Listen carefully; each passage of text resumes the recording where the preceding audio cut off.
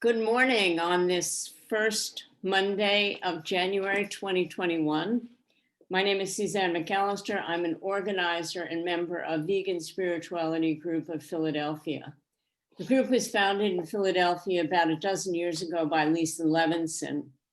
And our basic tenet is that we experience and treat our veganism as a spiritual path. There are vegan spirituality groups throughout the United States, and if you Google vegan spirituality, you can probably locate one near you.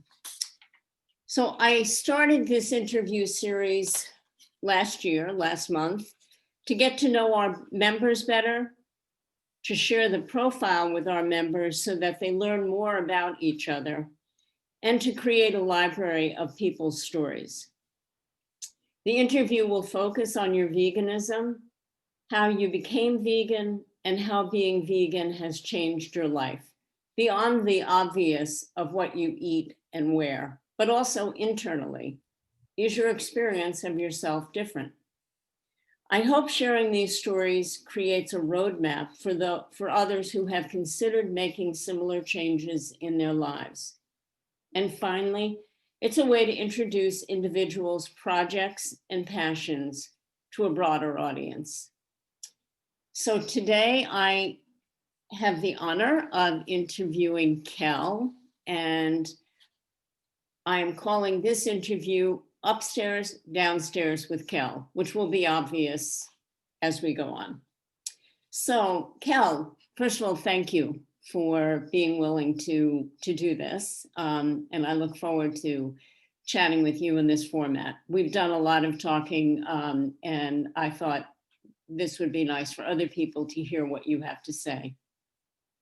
So first, maybe just tell me a little bit about yourself, where you live, what you do for a living, any other personal facts that you would like to share. I currently live in Wilmsdorf, Pennsylvania, which is in western Berks County. Can you say the name of your town again? I'm sorry. In Wilmsdorf. It's a German word, yeah, Wilmsdorf. Okay. Yeah, in western Berks County. I have a pet sitting business. I also have a registered nonprofit sanctuary here for feral cats.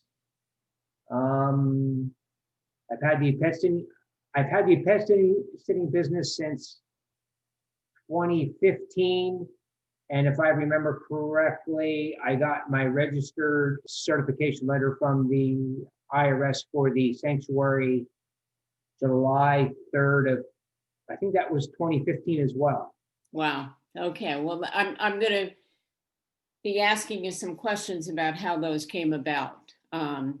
So tell me, I don't think I've ever heard about your story, your journey to veganism. So how did it start and what was that like? Well, I guess I'll start way back when I was kidding no one but myself. Before going vegan, I used to tell people that I was vegetarian, except I still ate pepperoni on pizza. And people would say, yeah, and people would say, well, then you're not vegetarian. Oh, yeah, I am. Except I eat, and I guess as most people, as most vegans, looking back, they really wish they would have went vegan long before they did. And that I know for myself, that is so true. I guess what was a block for me was many years ago, I got into recovery for various addictions, and one of them was food addiction. I lived on pizza. When I say lived on it, I mean 3-4 times a week, ordering out whatever, whole pizzas, wolf, right down. And of course, the cheese, as everybody talks about, how can you give up the cheese? Well, yes, I was without question addicted to cow's milk, to the cheese. And I often thought before going vegan, boy, I really wish, back then, actually this past January 1st was my 15th anniversary of going vegan. And Mm. prior to that, I used to think, boy, I wish I could do that vegan thing, because back then vegan really wasn't a mainstream word the way it is now. And but I thought there's just no way I can go without cheese. There's just no So way. let me ask you a question. When you said earlier, I used to tell people I was vegetarian except for the pepperoni on the pizza, which I know you were being facetious there. But what was in your mind that you even thought about vegetarianism?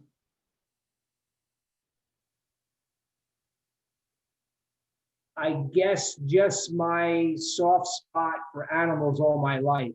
Um, um, I believe a lot of that was how I've just always been wired. And also, ever since a young boy, if we would find an injured bird in the yard, or a squirrel or baby rabbits, we would bring them inside, nurse them back to health, then release them. I was born and raised with dogs.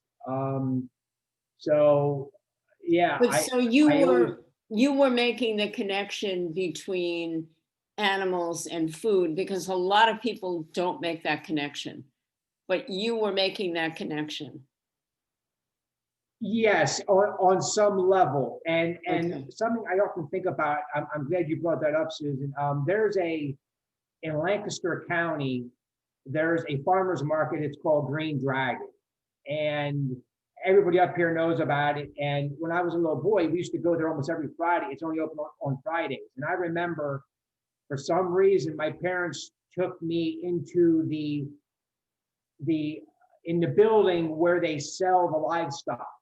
Mhm. And I remember being up on the bleachers, and they hurried this little baby calf in, and the guy was there with the whip making the calf move around so they could bid on this being. Now, of course, back then I didn't have the insight as I do now, but I know back then that still hurt me at a deep level. I thought, I mean, it just really hurt, and I knew Wow. something wasn't right about that.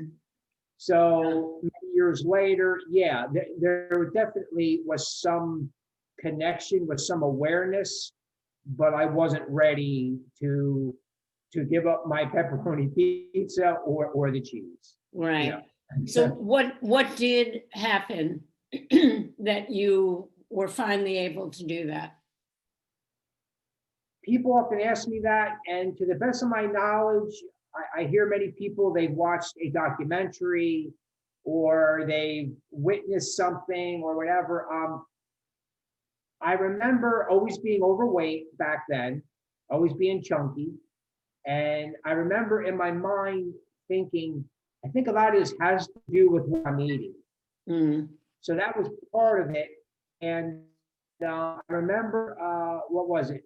Around November, sometime November of 2005. I remember thinking to myself, you know what? If I give up milk and cheese and the animal products, that's probably going to really benefit me, physically. And it's definitely, even back then, I don't think I was really aware of what goes on really on dairy farms. I really wasn't aware of the intricate suffering and just, the inherent and unavoidable suffering when you're purposely impregnating a cow and, like, stealing her baby from her. I'm not aware of being aware of those things back then.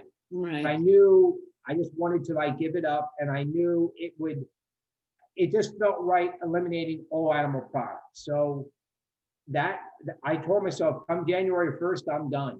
I'm going to do my best. I'm done. And I went to a recovery gathering at, there's a place up here, it's called Easy Does It, where recovering people can go. And I went there for a New Year's celebration. And I remember watching the clock. Now, I was still in my food addiction at this time, but I remember watching the clock, and there were chocolate chip cookies there, oatmeal cookies. Now, they weren't vegan, and I'm shoveling them in because I'm watching the clock, thinking, come midnight, I'm done. And I'll be darned, I was done. And so many people who knew me said, there's no way you're gonna. I was like, yeah, I think I am. And I never looked back. Wow. Never looked back. Wow. So how did you actually make that transition then? So you knew you were going to do it. Had you started researching, how am I going to eat? Did you get rid of, I know that people who have alcohol problems get rid of all the alcohol in their house. Did you get rid of all the milk and ice cream and things like that? Knowing myself, I'm sure I started whittling those things down as the new year was coming. I was never a huge milk drinker anyway. I mean, I would drink it, and not even a huge ice cream person. It was mostly the darn cheese. It was cheese and the pizza. Darn cheese. Yeah.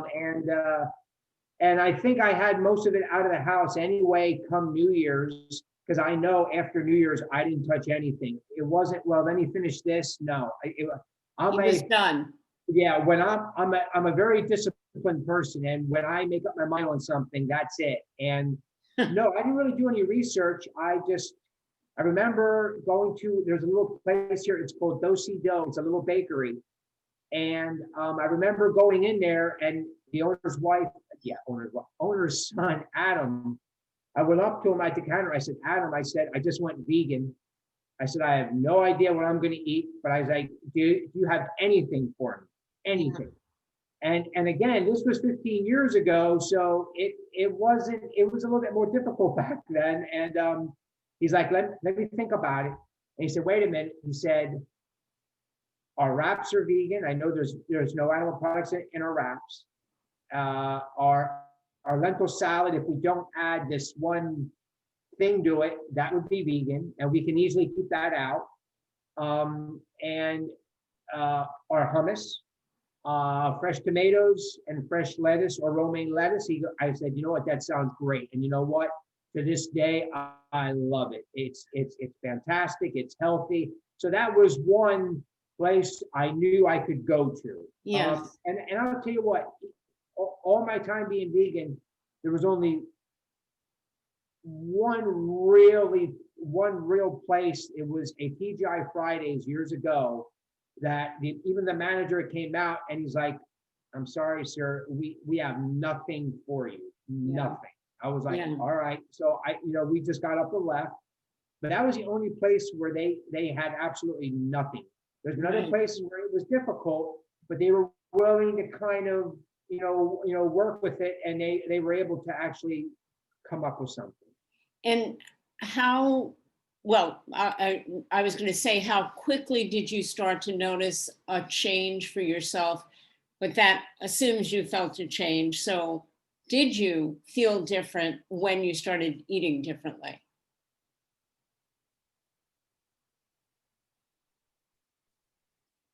Because I'm still in the food addiction. You can, if you want to, you can overeat on broccoli. Yeah. You can overeat on blueberries. I mean, if you eat more, once you're satiated, I think that's the word, once you're satiated, once your body, once your body lets you know, once your stomach says, you know what, I'm full, I'm enough, and you go past that purposely, that's a problem. And I was still doing that. So, I, not first of all, but several years later, 2009 or so, when I got clean with the food and I shed weight and I kept it off, yes, without question, I feel better. I've been telling people the last 5 years, I'm in the best shape of my life now, and I'll be 52 in March, and there's no question I'm in the best shape now than I've ever been. Yes, that's a wonderful story. So if I'm hearing you right, you went vegan, and that was a really conscious decision. And as you said, when you make a decision, you do it.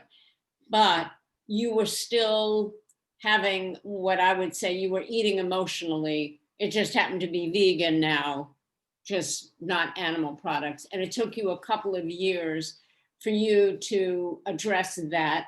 You've addressed it, and that's when a real change occurred.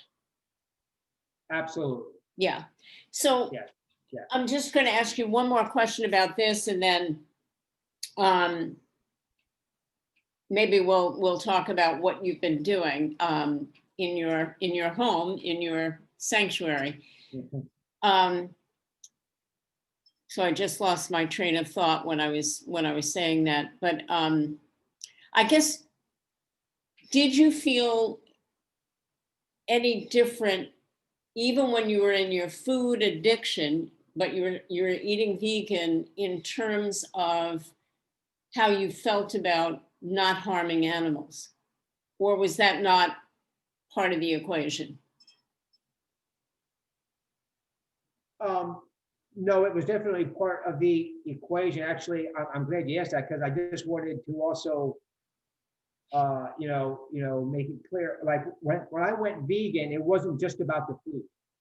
To me, vegetarian is the way somebody eats, period. No flesh, no meat, that's it. To me, veganism is a lifestyle, it's a mindset. When I went vegan, come January 1st, I had some leather boots. They went. I mean, I can talk about it now because it was so not me, but back then I didn't know that. I had a leather jacket because I rode a motorcycle that way. I mean, no more leather belts, no more leather shoes. Mhm. My toiletries had the smiling bunny on them, or like, the laughing bunny, like whatever. I mean, it wasn't just what I ate, it was what I wore, my mindset. No more circuses. Not that I really ever went to them, but no more circuses, no zoos. I mean, it was just, yeah, when I went vegan, it was a total lifestyle change. And I tell people it's the second most important decision I've ever made in my life. The first one was getting into recovery, because I don't think I could have went vegan and dealt with the peer pressure and what other people might think or whatever back then, if it wasn't for being in recovery and getting more of myself. Yeah. So the recovery was a stepping stone for you to your veganism, and they went kind of Yeah, hand in hand. Yeah. yeah. Yeah. Because That's, when I first, go ahead. what's that? Uh, No, go ahead. Finish your thought. when I first went vegan, I was still working at Brooks County Prison as a CO, as a correctional officer. So you can't get more macho than that, And I remember Uh, being back in the chow hall, and people know I went vegan, and the one sergeant said, "What are you going to eat?" I said, "Lots of stuff." I said, "There's lots of stuff," and he was just like, dumbfounded. So yeah, when I like I say, I was all in, and I didn't care who knew about it. hmm. And I mean, I didn't go to the mountaintops and scream it, but I nicely let people know I'm no longer consuming animal products. I'm no longer wearing animal products. Yeah. So Yeah. it just Wow. felt right. It just felt it, I was coming back to who I am, truthfully. And you were not afraid to be real and just say, this is who I am. This is what I'm doing. And oh, well, if they don't like it, not your problem. That's right. Good for you. Right. Good for you. Not everybody makes that kind of transition the way you did, especially when you describe, I would imagine working in a prison, that would be a tough crowd, a tough crowd. Yeah, So, very. Yes, yeah, very, very. yeah, Lots of hunters, lots of, yeah. Oh, yeah. yeah. Well, good for you for being a messenger in that environment. Really. Yeah, I'm not sure how far it went, but hey, that's, you do what you can. So. Yes. So, um, I would say that you've already answered a lot of the things that I was going to ask you. So you mentioned earlier that you have a pet sitting business. So I'm assuming at some point you decided working in the prison was not compatible with your new lifestyle. Is that fair? Absolutely, very fair. Okay. It was very hard living there because of the job security, of course, great benefits, working overtime. Another addiction was workaholism. Okay.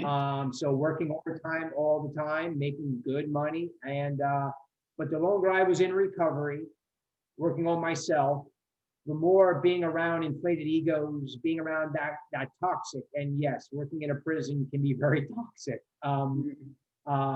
It just no longer fit. It just no Okay. longer. I tried finishing out 7 years to take an early retirement, actually 6 years, and it got to the point I hated going in there, and I thought I just have to leave. I just can't do it anymore. So I left there, and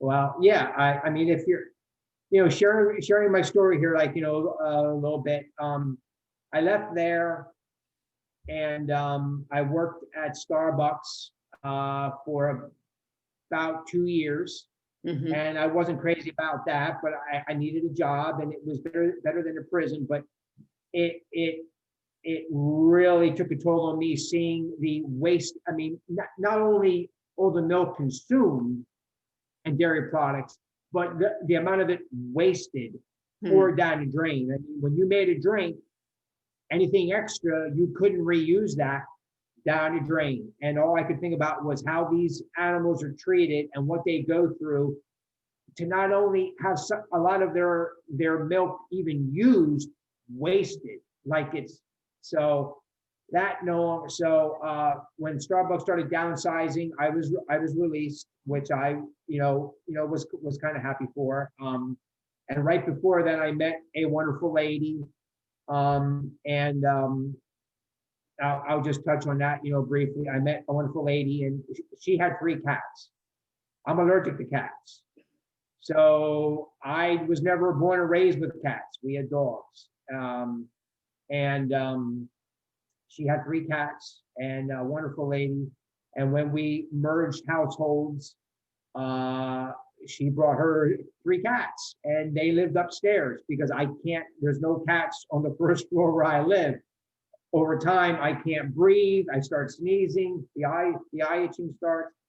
And so, so that's kind of how I'll stop there, but that's kind of how things got going with the cat. Yeah. So it was through, so are you still allergic to cats? Yes, but I kind of test. I used to hear people say that if you're, I'm going to plug in my laptop before.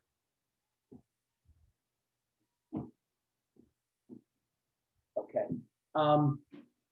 I've heard people over the years say that if you put yourself up against, or if you, I always forget what that word is, but basically when you challenge yourself or put it up against some allergies over time, your body adapts a little bit. And I have experienced that. I can be in with them, not scooping litter boxes where the dander really starts going, but I mean, I can be in with them 20, 30 minutes. And if I don't touch my face, if I'm petting them, or like, loving up on them, if I don't touch my face and right afterwards wash my hands, I'm pretty much okay. But anytime I'm scooping litter boxes, I wear a mask. And it always tickles me when people are complaining now about wearing a mask. I've been wearing a mask daily now for probably 5, 6 years. So I'm used to it. Well, so the segue from prison, Starbucks, downsized from Starbucks, met the woman who would become your partner. Yeah. And she introduced you to cats. Yeah. And how did you go from that to you have a pet sitting business, and you also have a sanctuary? And maybe you can tell us a little bit about how you started your sanctuary. What happened? Okay. All right. I before meeting Lori, I did have a few girlfriends with like 1 or 2 cats, and I would pet them and that, but I never really developed a really strong connection with cats. I mean, like I say, I wasn't raised with them. I'm allergic to them, so I was always more so a dog person. But when I met Lori, our relationship was just different, right away. And like I say, when we merged households, she brought her 3 cats, I already had 2 dogs. And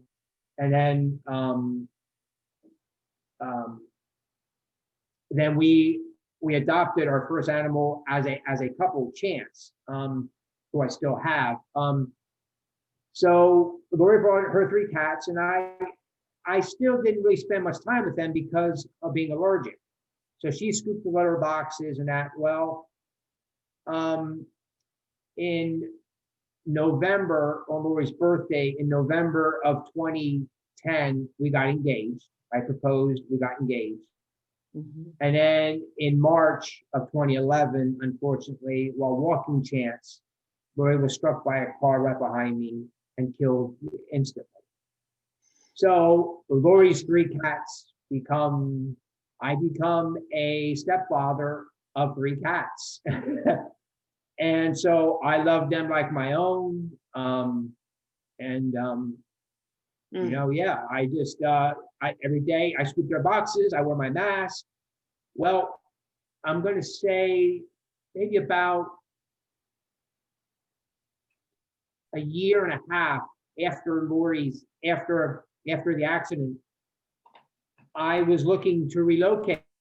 I was looking to do that years ago before meeting Lori, just before meeting her, and it just didn't work out. So with the help of a therapist and that, I thought, you know what, maybe it's time to revisit that idea. Mhm. Well, My cat keeps begging for attention. That's why I keep looking down. That's all right. I'll get to you, Priscilla. Uh, That's why I keep looking down. She's actually coming up like this, and oh who yeah, knows? oh yeah. Whoever says cats are not affectionate, they haven't had the right cats, or they haven't allowed themselves to really warm up to Well, something. I don't know whether this is affection or she actually wants her food bowl filled, and she's got her kibble. She wants the other stuff. So that's what's going on with Priscilla. Okay. But Okay. anyway, before you continue, I just want to say how sorry I am about Lori, and I really appreciate you sharing that story. And I can't imagine what it was like to go through that. So anyway, I can't Thank you, Susan. imagine. Yeah, there's no words for it. There just really isn't. So about I don't know, a year and a half or so after the accident, I'm thinking about possibly relocating, and out of the blue, I mean, I was living here since 2006. We're talking now roughly 2012, 6 years. I didn't recall ever seeing one feral cat in the neighborhood, one feral cat in my yard. None. Out of the blue, 1 shows up, 2 shows up, 3 shows up. I'm thinking, where do these cats come from? So it works for me. It what brought me peace. It still resonates with me. It makes sense to me.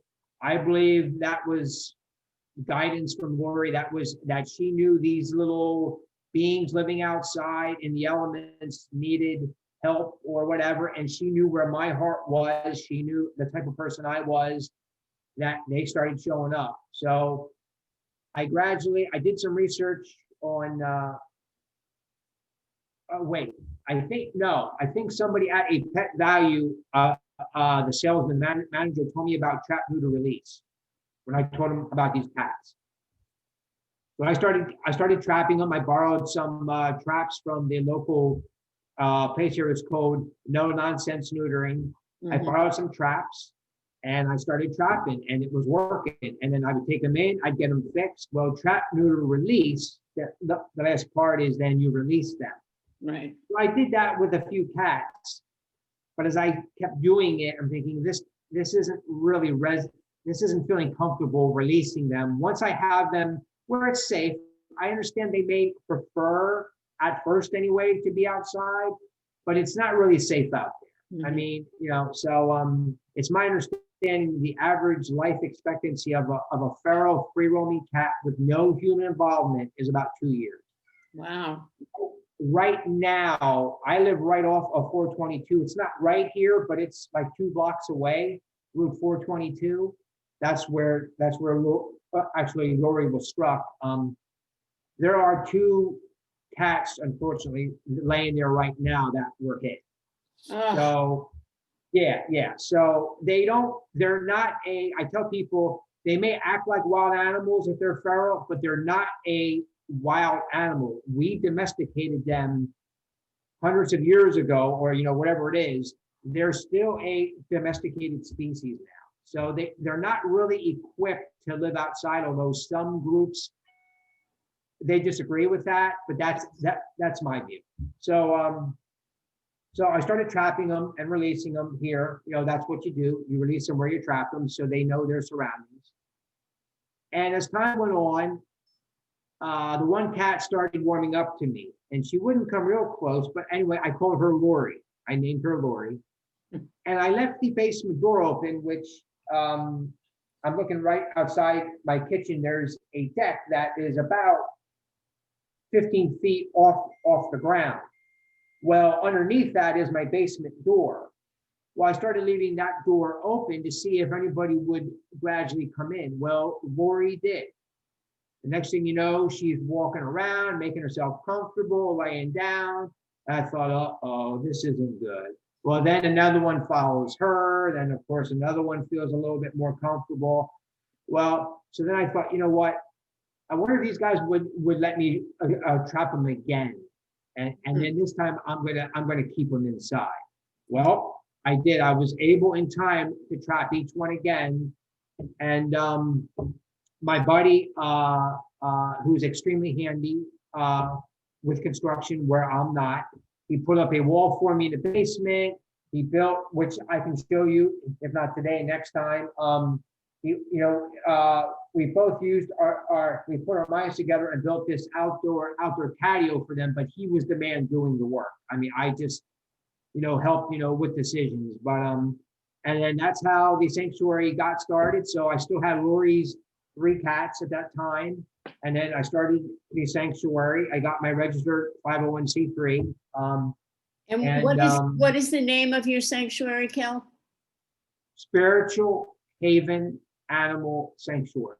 Beautiful, beautiful. Yeah, that just fit for me. To me, it was all a very spiritual process.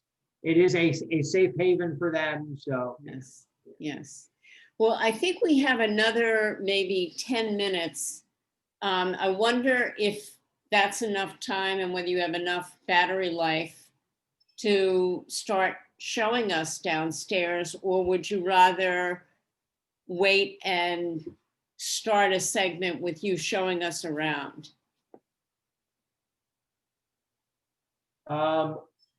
My battery life right now, and it's plugged in, is 37%. Okay. And this battery is a very old laptop. The battery seems to die pretty quickly. Right. I'm afraid it's just gonna, with no warning. Well, we can do this. Why don't we end this session now, and then we will resume. There's going to be at least a part 2, and there may be a part 3. So Kel has cats, as I learned when I was preparing for this interview.